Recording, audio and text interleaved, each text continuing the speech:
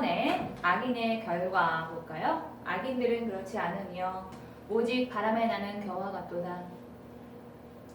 1번에 악인은 말씀에 씻겨져 있지 않기 때문에 필요를 공급을 받지 못합니다. 부족하고 굶주리게 되는 거죠. 28번 보겠습니다. 내 백성이 지식이 없어서 망한다. 하나님을 아는 지식이 없으면은 결국에는 이제 망조들게 되는 거죠. 근데 여기 제가 앰플리파이어 성경에 보니까 지식에 대해서 뭐라고 대체를 했냐면은 for lack of knowledge. 그러니까 지식이 부족한데 그게 어떤 거에 대한 지식이 부족하냐면 of my law. 하나님의 법. Where I live my will. 하나님이 밝히신 그 뜻. 하나님의 계획. 그거를 모르기 때문에 그런 거기에 대한 지식이 없기 때문에 망한다 라고 앰플리파이어 성경에서는 써놓고 있다는 사실이에요.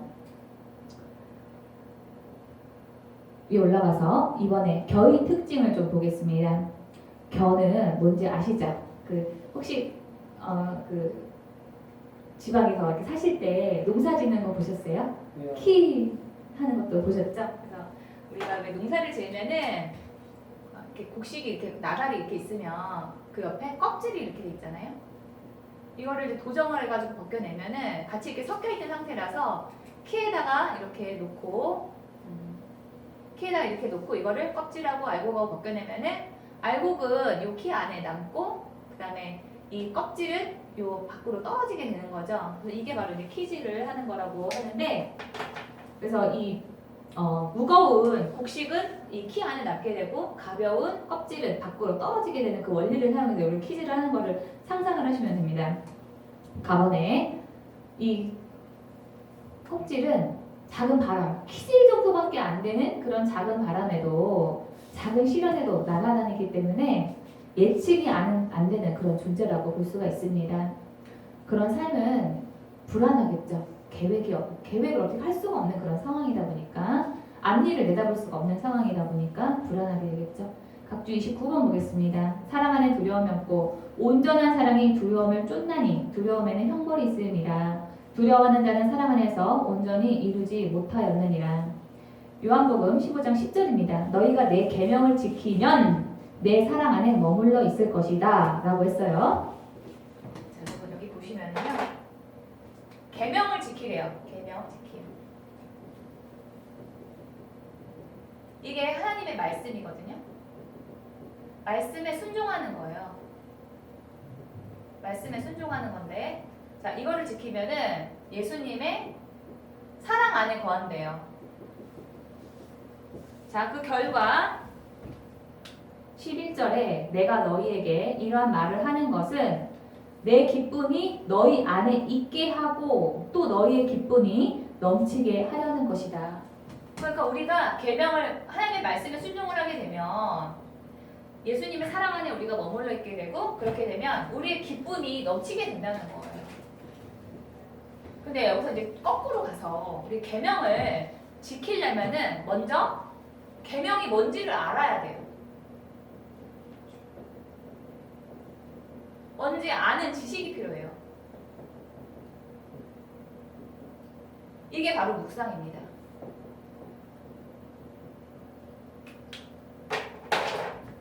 그래서 우리 삶 가운데서 이 묵상을 안 하게 되잖아요. 계명을 지키고 말씀에 순종하는 일도 일어날 수 없어요. 할 수 없는 거죠. 모르니까. 몰라서 못해. 그렇게 되면 예수님의 사랑 안에 머물러 있지 못하게 돼요. 그러면 결과적으로 우리 안에 주님이 주시는 그 기쁨도 소유를 할 수가 없는 거예요. 그런데 반대로 우리가 묵상을 하게 되면 내가 뭘 순종을 해야 될 건지를 압니다.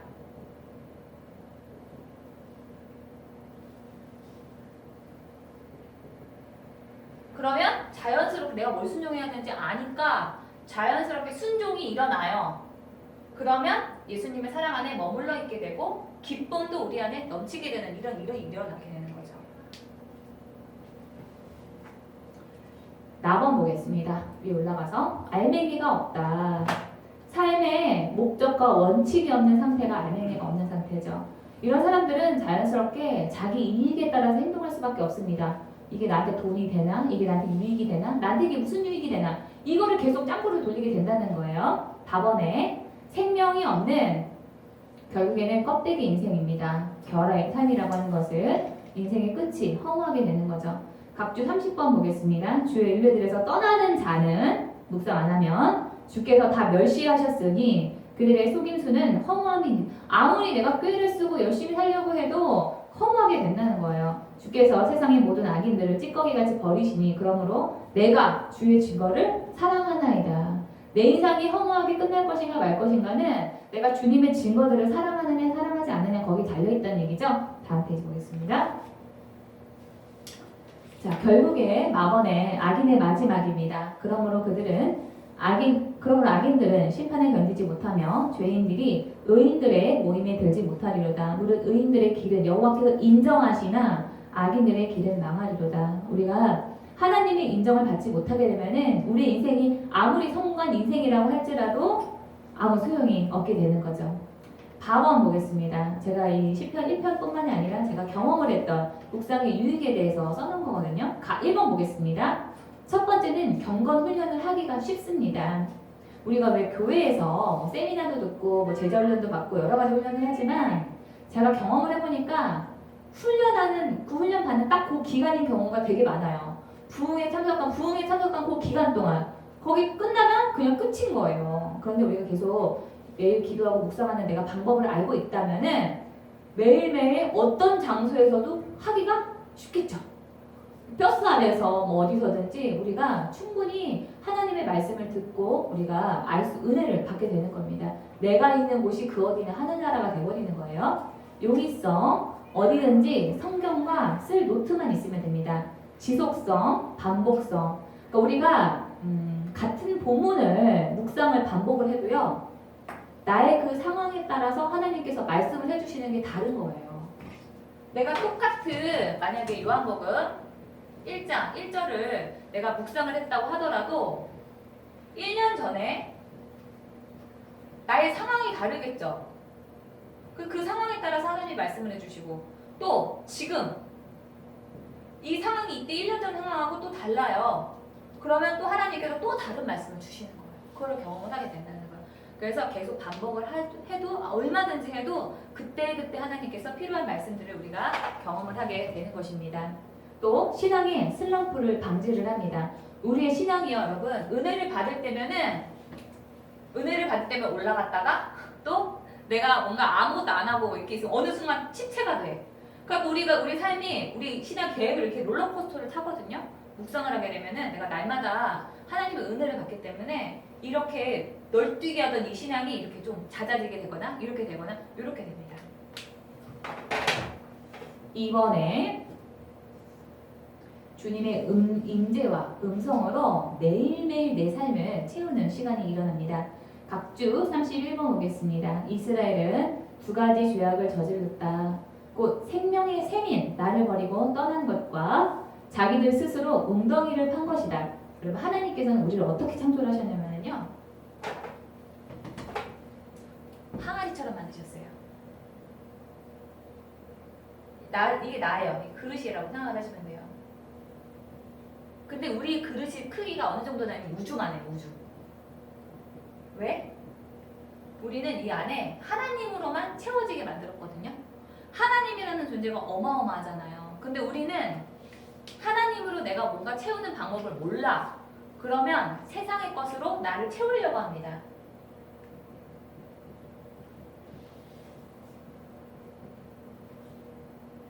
근데 이 세상의 것은요, 하나님이라는 존재에 비하면은 아주 작은 존재예요. 그래서 내가 세상의 것으로 채우려고 하면은 정말 나의 필요는 이렇게 큰데 전밖에 안 되는 거예요. 그럼 나머지는 어디서 채울 거예요?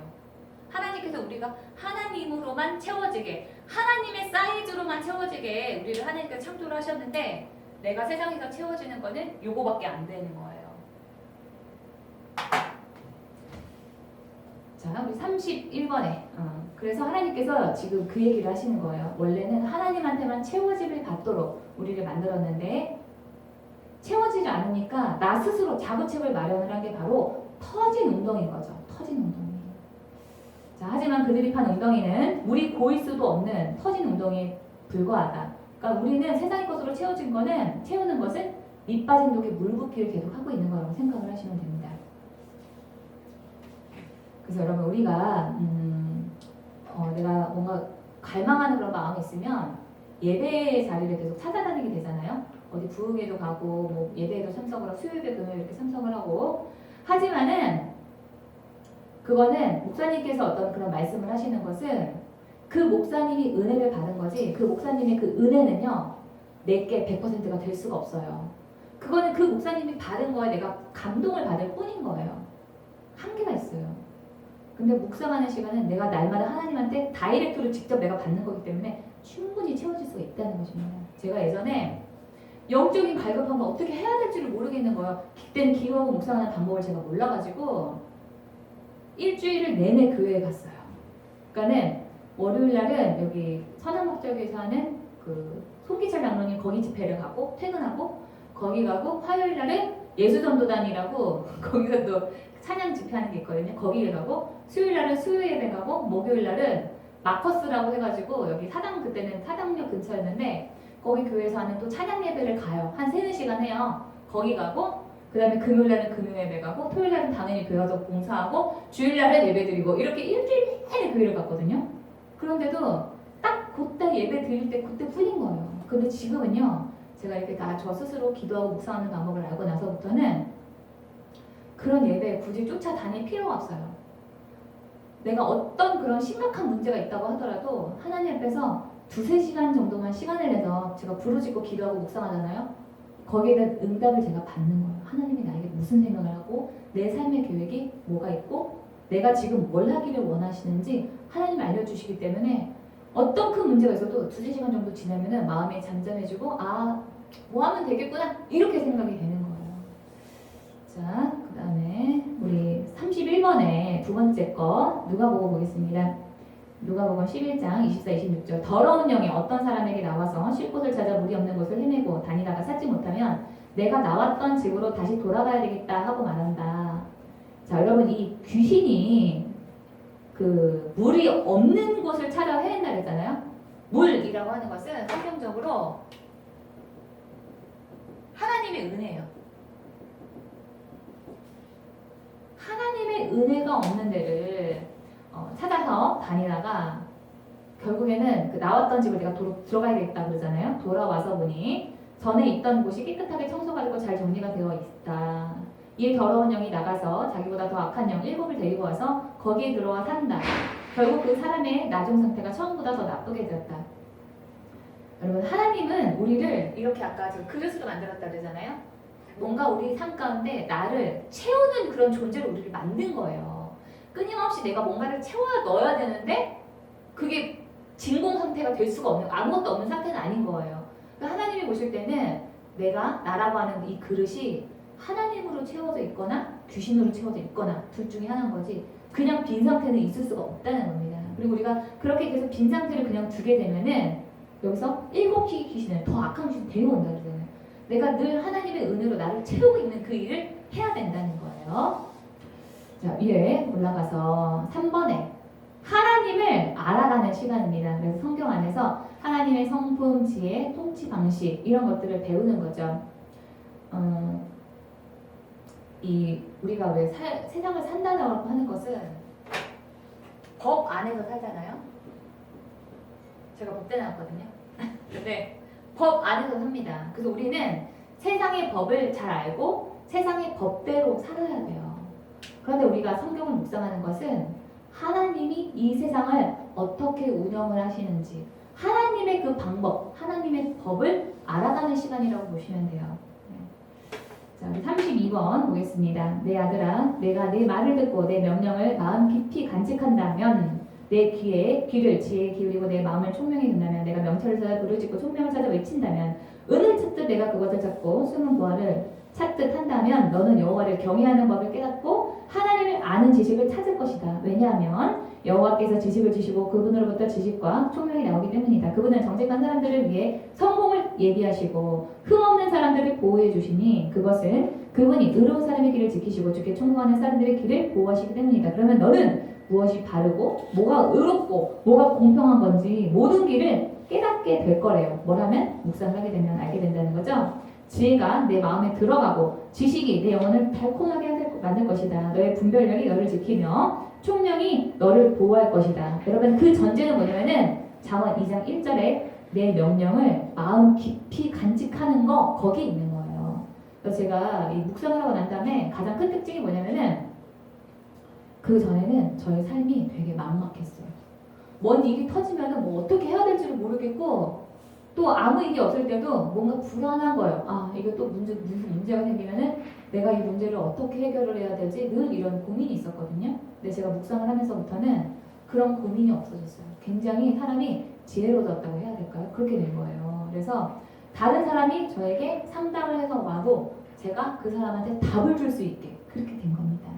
제가 이 첫 번째로 제가 이 하나님의 그 음성을 듣고 제가 다른 사람한테 그런 방법을 알려주는 게 어떤 거냐면은 저희 교회에 어떤 형제가 저한테 어느 날 찾아와가지고 기도 부탁을 하더라고요. 자기가 아주 짝사랑하는 자매님이 있다는 거예요. 근데 이 자매님한테 우리 사귀자고, 내가 너 좋아한다고 얘기를 해야 될까 말아야 될까 그거를 하나님한테 물어봐 달라는 거예요. 저한테. 그래가지고 알았어. 그리고 제가 항상 물어봤어요. 하나님, 이 A라고 하는 이 형제가 B라고 하는 이 자매님을 좋아한다고 하는데 이거를 하나님 말을 하라고 할까요? 말라고 할까요? 이렇게 말했더니 하나님이 이 B라고 하는 이 자매는 이 A라고 하는 형제를 남자친구로만 생각하지? 그냥 일반 친구로만 생각하지 이성 친구라고 생각을 안 한다는 거예요. B가 친구야. 그냥 얘는 그냥 남자 사람이죠. 그런데 그냥 이성은 아닌 거예요. 남자로서는 그냥 매력이 없는 거예요. 그래서 하나님이 저한테는 그래서 말을 하지 말라고 얘기를 하시더라고요. 근데 이 형제가 어느 날 지나가다가 딱 한 번 제가 교회에서 강의하는 거를 들었어요. 그때 강의할 때 제가 무슨 얘기를 했냐면은 하나님은 성경 말씀을 통해서 응답을 너에게 주신다. 그러니까 내가 뭘 하기 전에 하나님한테 내가 어떻게 할까요 물어보고 거기에 대한 성경 말씀으로 확증을 달라고 기도하라고 제가 밝혔거든요. 그랬더니 이 친구가 제가 이제 이 자매한테 좋아한다고 얘기하지 말라고 했잖아요. 근데 아니라는 거예요. 그게. 왜냐면은 이 A라는 형제가 B라는 자매한테 우리 영화 보러 가자, 어디 좋은 데 가자 이러면은 이 자매가 한 번도 거절을 한 적이 없대요. 늘 그래 가자 이러고 둘이 그렇게 데이트하는 것처럼 막 다녔다는 거예요. 아니 자기가 싫으면 이 B라고 하는 자매가 자기랑 그렇게 다녔겠냐고 하는 거예요. 그러면서 제가 예전에 그 강의 들었던 거를 얘기를 하면서 성경 말씀으로 답을 달라는 거예요. 그 자리에서. 그러면 제가 당황했겠죠. 어떻게 해야 되지? 뭔 말을 내가 해줘야 되지? 이렇게 생각이 들었는데 알았어. 잠깐만 기다려봐. 내가 하나님한테 물어볼게. 이러고 제가 하나님한테 물어봤어요. 하나님 이렇다는데 제가 뭐라고 얘기할까 물어봤어요. 그때 하나님이 저한테 단어를 주시는 거예요. 한정, 그물 이런 단어들을 저한테 주시는 거예요. 그래서 제가 요즘에는 핸드폰 앱에 성경 어플을 다운해봐야면은 그 단어가 무슨 구절에 들어있는지 검색을 할 수가 있습니다. 그래가지고 제가 그 단어를 검색을 했어요. 한정, 그물 이런 거를 검색을 해봤거든요. 성경에 딱 한 구절이 나와요. 그게 뭐냐면은 전도서에 있는 그 구절인데 잘 들어보세요. 뭐냐면 전도서 7장 26절입니다. 마음은 올무와 금을 같고 손은 포승 같은 여인은 사망보다 더 쓰다는 사실을 내가 알아내었도다. 그러므로 하나님을 기쁘게 하는 자는 그 여인을 피하려니와 죄인은 그 여인에게 붙잡히리로다. 하나님이 저한테 이런 말씀을 주시는 거예요. 그래가지고 제가 이거를 딱 말을 했어요. 그 얘기를 했더니 이 형제가 저한테 여기 화면에 보이시나요? 그리고 자, 요 말씀, 이게 동이 안 되는구나. 요 말씀이에요. 전도서 7장 26절 마음은 올무와 같고 그물과 같고 이렇게 얘기를 했더니 이 형제가 저한테 누나 그 말이 맞아요 이러는 거예요. 자기가 이 B라고 하는 이 자매를 생각을 하면은 그물에 빠진 거, 함정에 빠진 거 같고 자기가 막 그렇게 너무 괴롭다는 거예요. 그 생각만 하면. 왜 그러냐면 이 자매의 속을 자기가 알 수가 없어서 그래서 자기가 너무 정말 이 함정에 빠진 거 그물에 빠진 것처럼 너무 괴롭다고 그러는 거야. 야야 거봐. 그래서 제가 이 자매한테 절대로 좋아한다고 얘기하지 말고 그냥 친구로 잘 지내라고 그렇게 얘기를 했거든요. 근데 이 자매한테 이 형제가 그 마음을 숨기지를 못하고 2달 정도 있다가 얘기를 해버린 거예요. 근데 얘가 어느 날 이제 교회 기도실에 울면서 왔더라고요. 저한테 찾아온 거예요. 누나 막 이러고 온 거여서 왜 그랬더니 이 자매한테 좋아한다고 얘기를 했는데 이 자매가 앞으로 나한테 연락 절대로 하지 마. 그렇게 얘기하면서 연락처도 다 차단을 하고 자기를 이렇게 쌩 깠다는 거예요. 그래서 상처를 받은 거예요, 이 형제가. 그래서 제가 이 형제한테 내가 뭐라 그랬냐고 하나님이 너한테 분명히 이렇게 말씀을 주셨는데 넌 왜 그랬냐 제가 그렇게 얘기한 적이 있었거든요. 그래서 근데 이게 제가 묵상을 처음에 언제 시작을 했냐면은 2012년 6월달에 시작을 했어요. 그런데 이 형제 AB 형제 이 사건이 일어난 게 언제냐면은 2012년 8월달에 저한테 이 기도 부탁을 한 거예요. 단 2달 만에 제가 다른 사람이 저한테 기도 부탁을 하면 그거에 대해서 대답을 해줄 수 있게 제가 그렇게 된 거예요. 그래서 여러분께서도 다 그렇게 되실 수 있어요. 자 그리고 그래서 제가 일을 이렇게 지나고 난 다음에 저희 교회에서 제가 한 20-30명 정도 이렇게 셀 모임을 했었거든요. 그래서 제가 그 모임 앞에서 사람들 모였을 때 이 간증을 했어요. 하나님이 나에게 이런 일을 경험하게 해주셨다. 이렇게 얘기를 했는데 그 중에 한 사람이 우리 교회 그 담당 전도사님한테 가가지고 이상한 말을 해버린 거예요. 뭐냐면은 제가 이 A하고 B하고 잘 사귀고 있는데 중간에서 사귀지 말라고? 너네는 하나님 뜻이 아니야 이러면서 사귀지 말라고 걔네들을 깨닫다 이렇게 전달을 한 거예요. 아니 20-30명이 똑같은 말을 들었는데 그러니까 사람이 자기 귀에 듣고 싶은 대로만 듣는 거죠. 그러니까 여러분들께서 이제 제 강의를 들으실 때 반드시 기도를 하셔야 될 게 있어요. 내 마음에 불순종의 영, 거스름의 영 그거를 다 없애주시고 저 강사가 하는 말을 잘 마음에 들어서 새길 수 있게 해달라고 그렇게 기도를 하셔야 됩니다. 그래서 제가 자 우리 보겠습니다. 다시 또 보면 돌아와서 7페이지 4번 보시면요.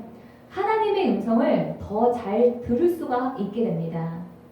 여러분 이 하나님의 음성을 듣는 것은 특정한 사람, 예언의 음성만 받은 사람만 듣는 게 아니고요. 훈련의 결과예요. 왜냐하면 우리 모두는요. 하나님이 영의 사람으로 하나님의 음성을 듣는 사람으로 창조를 하셨거든요. 하나님하고 대화를 하게 만드셨어요. 그런데 우리가 죄로 인해서 또는 우리가 생각을 못해가지고 안 들리는 거예요. 내 마음에 하나님이 주시는 마음에 감동이 전달이 안 되는 거예요. 그래서 우리가 이 묵상을 통해서 날마다 이 하나님의 음성을 듣는 훈련을 하잖아요. 그러면은 자연스럽게 하나님의 음성을 잘 듣게 됩니다. 그래서 어떤 분들은 하나님의 음성을 듣는다고 하면서도 뭐 이렇게 하나님한테 하나님 이걸 이렇게 어떻게 할까요? 물어보면은 그거 해라 하지 마라 이렇게 단답식으로만 듣는 분들이 계십니다. 그런데 이렇게 묵상을 제가 알려드린 대로 하다 보면은요 하나님 그 일을 어떻게 할까요? 라고 물어보면은 거기에 대한 하나님의 뜻, 하나님의 계획 그거를 내가 했을 때 어떻게 되고 안 하면 어떻게 되고 그 결과를 알게 되는 거예요. 더 잘 들을 수가 있게 됩니다. 제가 예전에는 저희 어머니가 하루에 저희 어머니는 목사님이시니까 하루에 못해도 5시간, 8시간씩 이렇게 기도를 하시거든요. 하루 종일 걔가 기도를 하시는 거예요. 그런데 그래서 저는 이제 그런 분들만 하나님의 음성을 들을 수 있을 거라고 생각을 했어요. 그래서 제가 이렇게 묵상을 하면서 오히려 이제는 전세가 역전이 돼가지고 제가 예전에는 저희 어머니한테 엄마 어떻게 할까 이렇게 하나님께 물어봐줘 제가 이랬거든요. 근데 이제는 묵상을 하면서 제가 역전이 돼가지고 오히려 저희 어머니가 저에게 기도 부탁을 하십니다. 그래서 제가 최근에 다른 분들의 그 기도 부탁을 받았던 거를 좀 말씀을 드리면은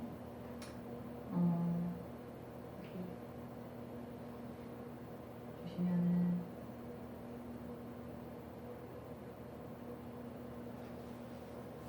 너무 작구나.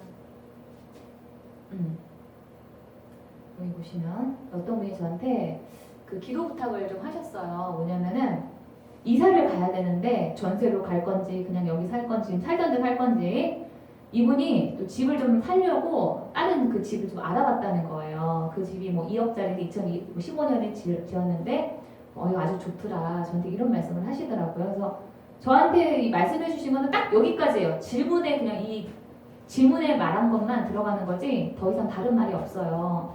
근데 저한테 하나님이 제가 하나님한테 이대로 물어봤죠. 하나님 이분이 이렇다는데 뭐라고 할까요? 이렇게 여쭤봤더니 하나님이 기쁘시게 보시는 모습은 그 권사님이 교회 근처로 이사를 오는 거라는 거예요. 그 교회 목사님, 이 권사님이 교회에서 집까지 1시간 정도 되는 그 거리에 사시거든요. 근데 하나님의 뜻은 이 권사님이 교회 근처로 이사를 오는 거라는 거예요.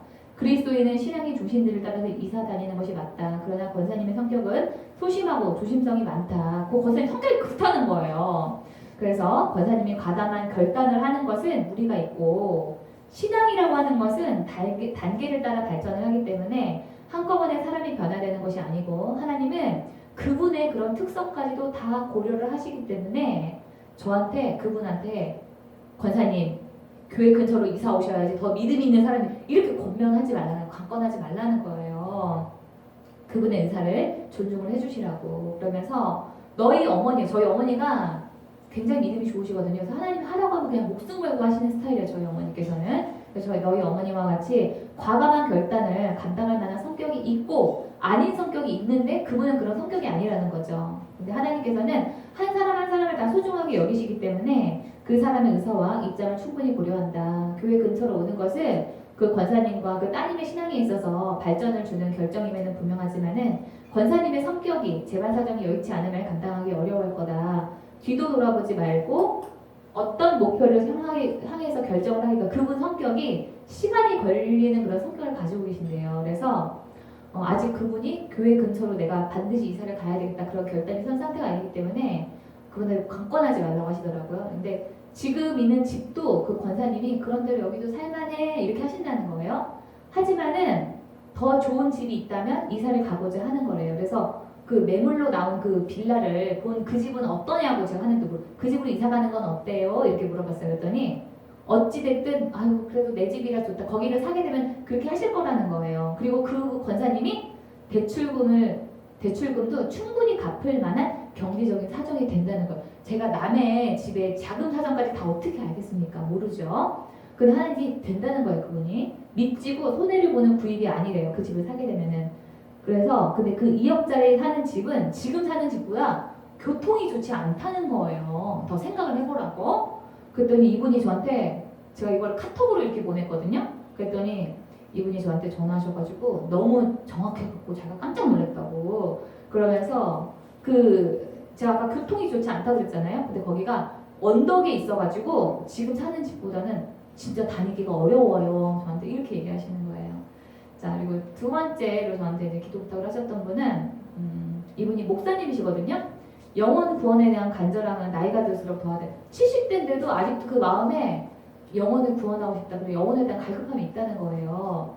그런데 이분이 택시회사 부사장을 하고 계시거든요. 동생네 부부가 사장이고 본인이 부사장이에요. 그래서 택시회사가 적자라서 팔았으면 좋겠대요. 또 택시 기사들 전도도 하려고 했는데 그것도 너무 힘들고 그렇다고.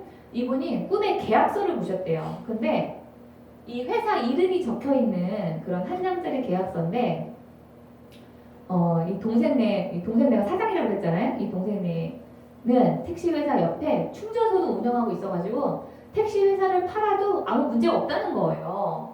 그래서 이 목사님이 언제까지 그 회사에 있어야 되는지, 회사가 팔리려면 언제 팔릴 건지 저한테 하나님께 물어봐 달라는 거예요. 그러면서 이분이 무슨 꿈을 꾸셨대요. 근데 예전에 어떤 꿈을 꾸셨냐면은 이 목사님이 예를 들면 이분이 가라고 하는 목사님이에요.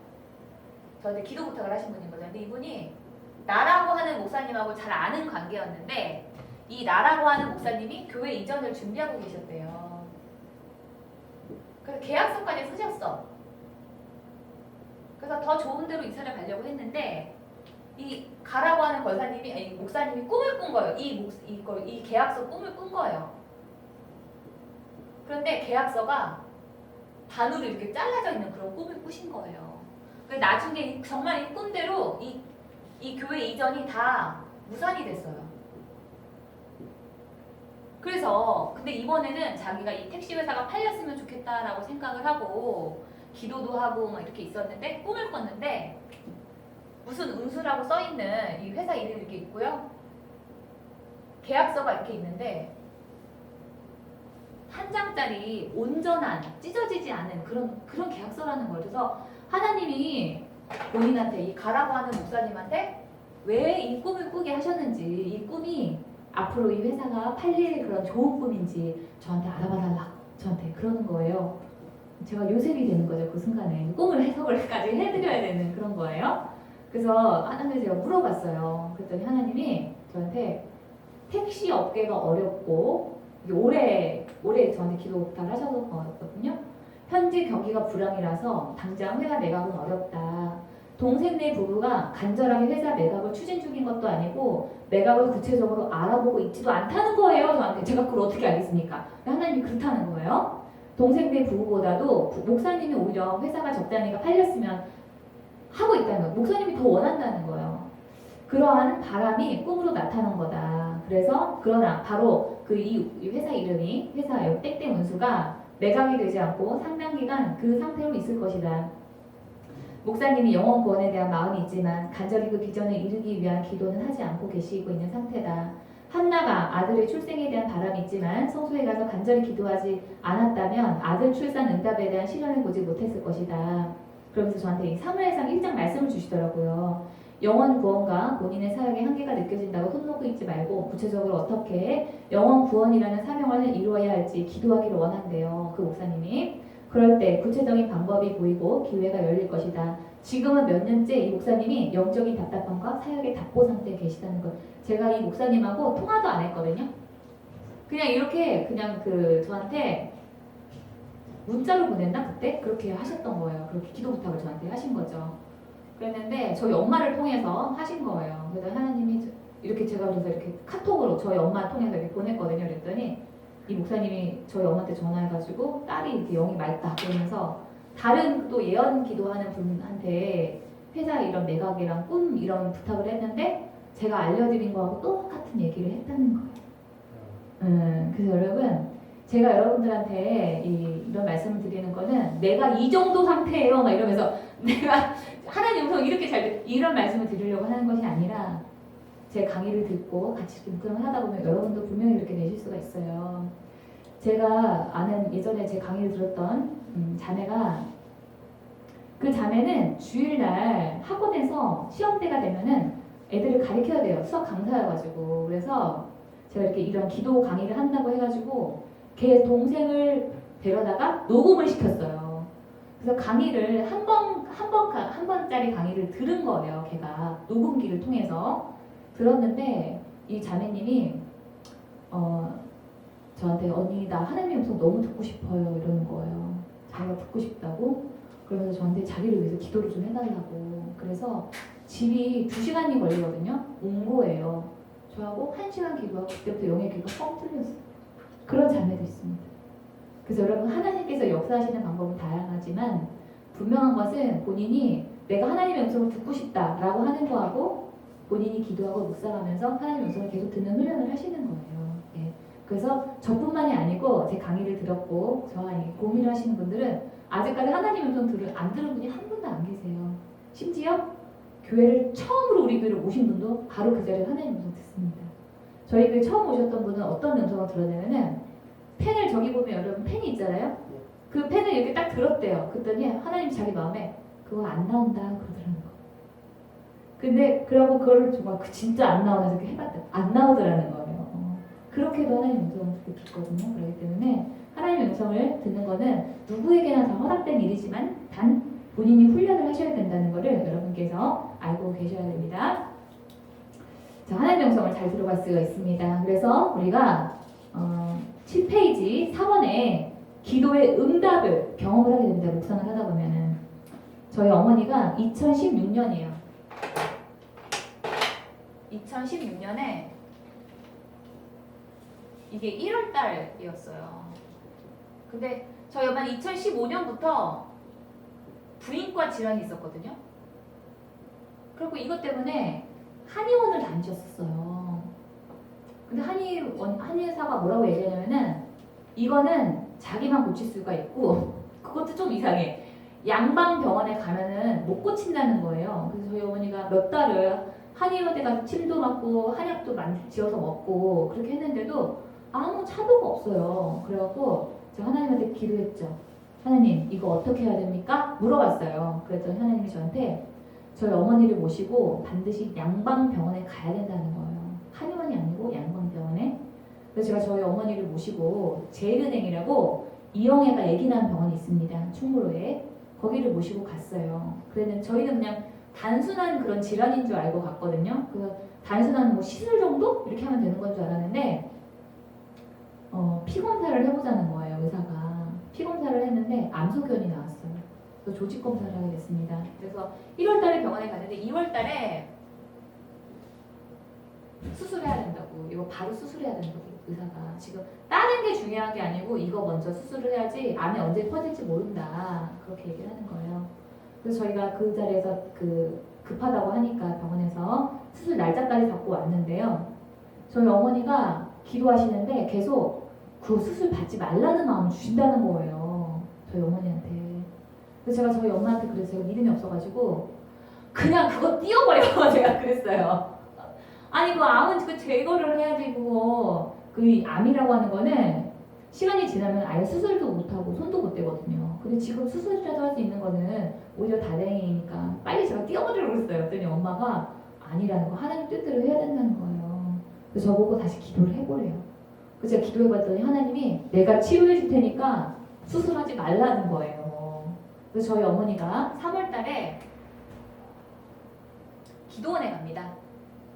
기도원에 가셔가지고 강남식 기도원에 가셔가지고 한 월요일 가셔가지고 금요일날 새벽에 응답을 받으신 거예요. 기도그릇에서 막 기도를 하시다가 비염 평생 앓았던 비염 났고 갑상선 저하증 났고 그 자궁암 났고 그래갖고 불바닥 오신 거예요.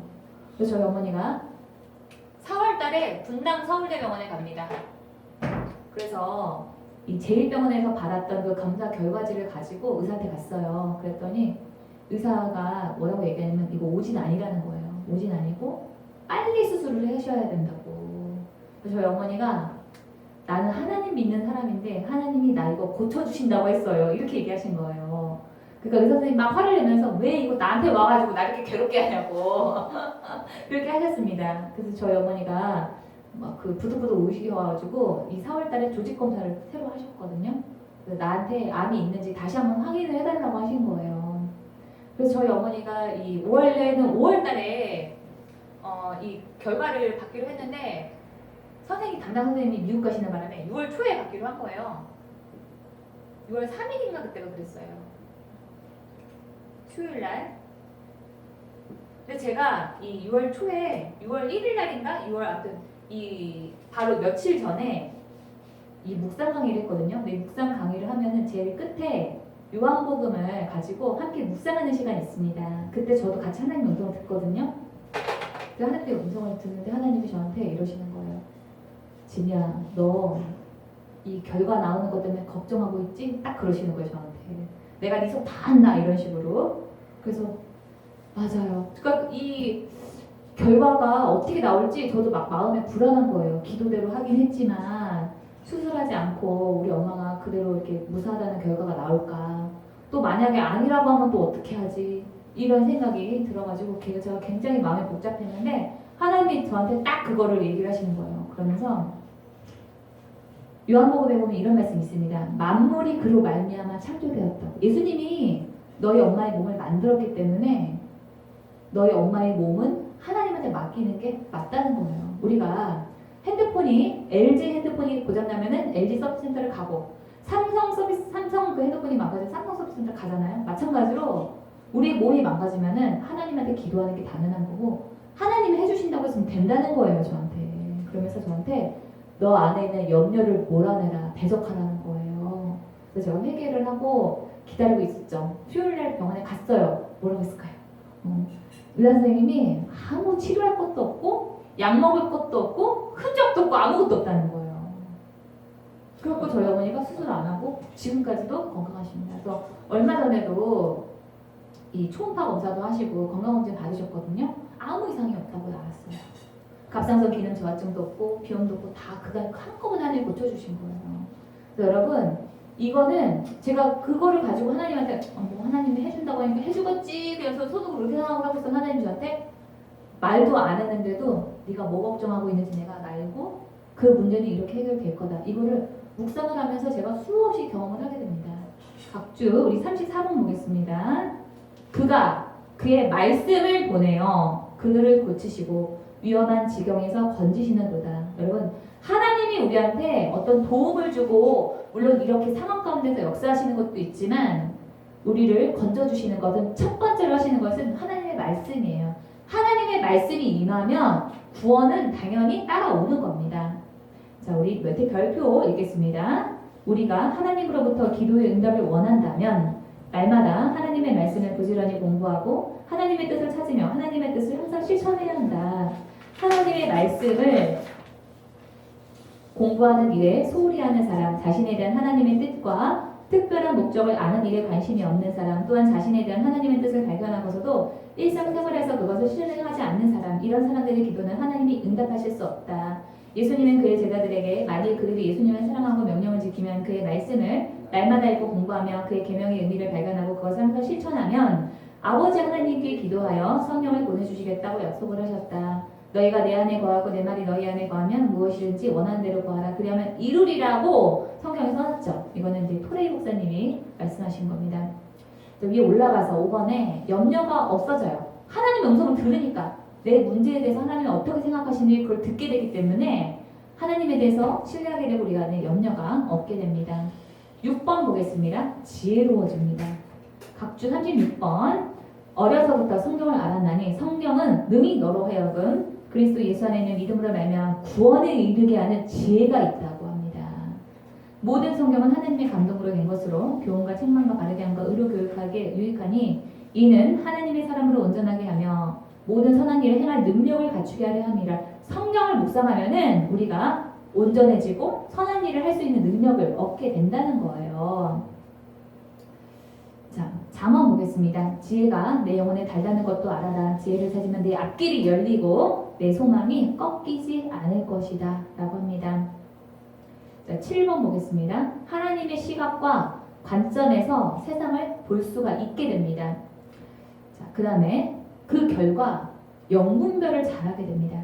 우리가 영분별을 잘한다고 하는 것은 뭐 영분별의 은사를 받아야지만 된다고 생각을 하는데 성경을 우리가 잘 알고 있으면 그게 모든 세상의 운영 기준이라는 걸 알기 때문에 분별은 당연하게 똥인지 된장인지 맛봐야지 아는 게 아니라 딱 봐도 알게 되는 거예요. 각주 38번 보겠습니다. 주의 계명들이 항상 나와 함께하므로 그것들이 나를 원수보다 지혜롭게 하나이다. 내가 주의 증거들을 늘 읊조림으로 나의 명철함이 나의 모든 스승보다 나으며 주의 법도들을 지킴으로 나의 명철함이 노인보다 나으니이다. 주의 말씀을 다음 페이지 보겠습니다. 열면 빛이 비치어 우둔한 사람을 깨닫게 하나이다 라고 했죠. 여러분 제가 이 묵상하면서 경험을 하다 보니까요 하나님이 우리한테 응답을 주실 때가 있어요. 내가 바라는 거, 내가 하나님한테 궁금해하는 것들을 응답을 주실 때 하나님이 물론 이제 저한테 이렇게 뭐 이렇게 되길 원한다 어쩌고저쩌고 이렇게 말씀하실 때도 있지만은 더 분명한 거는 제가 경험한 바에 의하면은 성경 말씀으로 응답을 주실 때가 그건 100%예요. 하나님이 성경 말씀으로 저한테 묵상 가운데 주시거나 말씀으로 응답을 해주시는 거는 빼도 박도 못하는 겁니다. 그거는. 근데 그거는 기본적으로 내가 성경을 잘 알아야지 그 응답을 우리가 경험할 수가 있겠죠. 자, 9페이지 맨 위에 올라가서 우리의 신앙이 성숙하게 됩니다. 여러분 우리가 성숙을 하게 된다라고 하는 뜻은 뭐냐면은 나의 스스로 나의 영적인 필요를 내가 채울 수 있는 방법을 안다는 거예요. 목사님이 있다든지 누가 옆에서 나한테 붙어서 해주는 게 그게 아무 필요가 없고 나 스스로 성경만 있으면 나의 영적인 필요를 내가 채우는 걸 안다는 거예요. 그래서 여러분 성인이라고 하는 것은 어떤 존재냐면은 스스로 독립해서 자기의 필요를 채우는 게 성인이잖아요. 아이들은 어른이 옆에서 도와줘야 됩니다. 성인은 도움이 필요가 없는 존재예요. 근데 오늘날 많은 사람들이 기도하고 묵상하는 방법을 모르기 때문에 목사님 의지하고 교회 의지하고 이렇게 하는 거죠. 우리가 묵상하는 방법을 배우게 되면 성령 하나만 있으면 충분합니다. 자, 9번에 결국에는 하나님이 원하시는 사람으로 만들어집니다. 여러분, 하나님이 원하시는 사람은 어떤 모습일까요? 그 첫 번째는 우리 성품이 바뀐 사람이에요. 하나님과 닮은 사람이 되는 거. 그게 바로 하나님께서 우리 삶 가운데 원하시는 최종 목적입니다. 왜 그럴까요? 왜 그러냐면 우리는 인간은요 죽고 나면은 그때부터는 예수님과 함께 평생을 천국에서 사는 존재예요. 평생. 그런데 우리가 여러분 그 한 집에 살면서도요 아무리 가족이라고 하더라도 서로 뜻이 맞지가 않고 성격이 다르잖아요. 한 집에 있을 수가 없어요. 같은 공간에 있는 게 너무너무 싫어. 그냥 그게 괴로운 거예요. 그러니까 사람들이 이혼을 하겠죠. 한때는 너무너무 사랑했지만 생각이 다르고 뜻이 다르다는 걸 알았기 때문에 한 공간에 함께 있을 수가 없어서 이혼을 하는 거잖아요. 마찬가지로 우리가 천국에서 예수님과 영원히 살 건데 우리의 성품이 예수님과 다르고 우리의 성품이 우리의 뜻이 예수님과 다르면 예수님하고 한 공간에 있을 수 있을까요? 없어요. 그렇기 때문에 하나님께서 가장 원하시는 것은 내가 어떤 세상에서 큰 성공을 이루고 하는 게 아니라 하나님 닮은 사람 되는 겁니다.